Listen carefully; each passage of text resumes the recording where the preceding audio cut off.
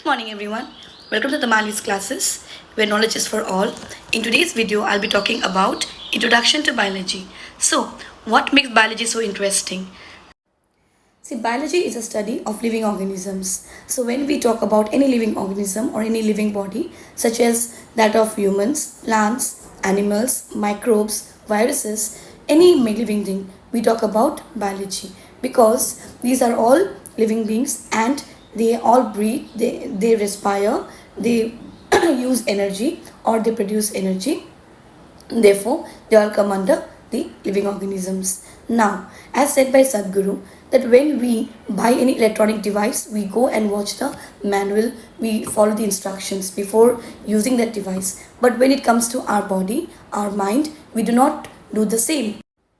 Some students find biology very lengthy and tougher than other branches of science. But if you do not know biology, then how will you know yourself? Because we are a study of biology. Because when we will learn about our body, when we will learn about how what are the activities that our body performs, what are cells that form our body, how do we interact with the environment, then even in the environment when we see plants and animals, how they move, what is the metabolism, how do they use energy in their body, then also how do they grow and interact with each other.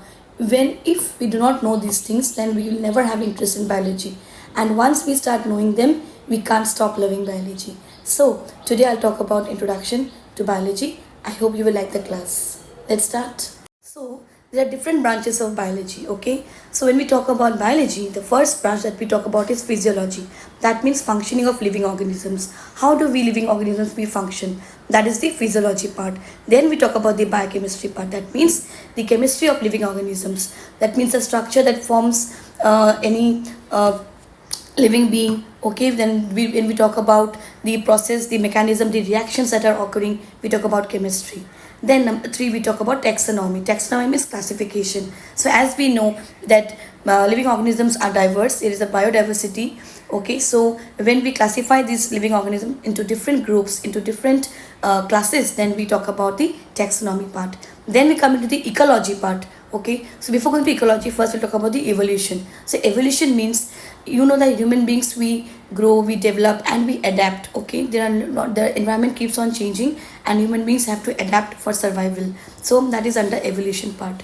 Then we come to the ecology part, how all the living organisms, how the plants, animals, microbes, humans, how we interact among each other, how we interact with the environment around us. That comes under the ecology part. Along with that, there are more branches like anatomy is there, when we talk about the structure, the internal structure of living being, such as when we talk about the structure of like teeth, or you can say the hand, leg. That means you can say it comes under the medical science part. Okay, so these are some of the branches. There are more branches, like we have if you talk, okay, there are these are the main branches actually.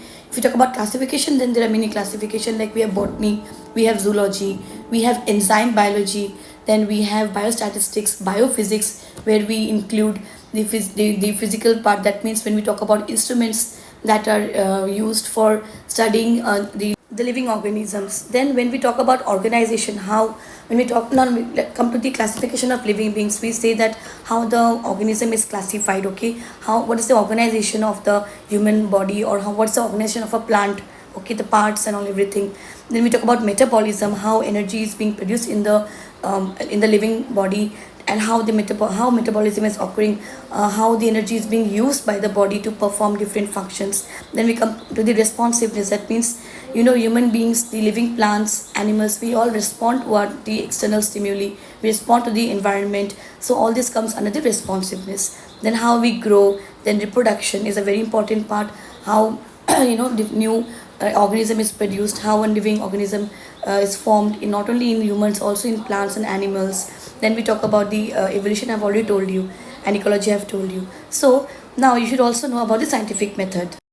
The last part that I would like to discuss about in introduction is the scientific method. See, we all know there are living organisms. We all know there is a lot of diversity. But how do we get the information by information?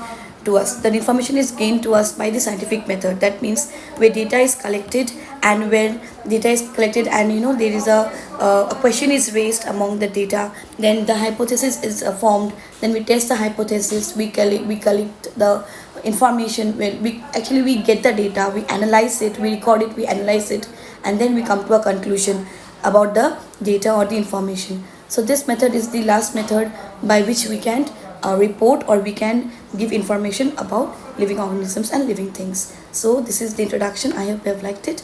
So, and I hope biology will be now interesting to you.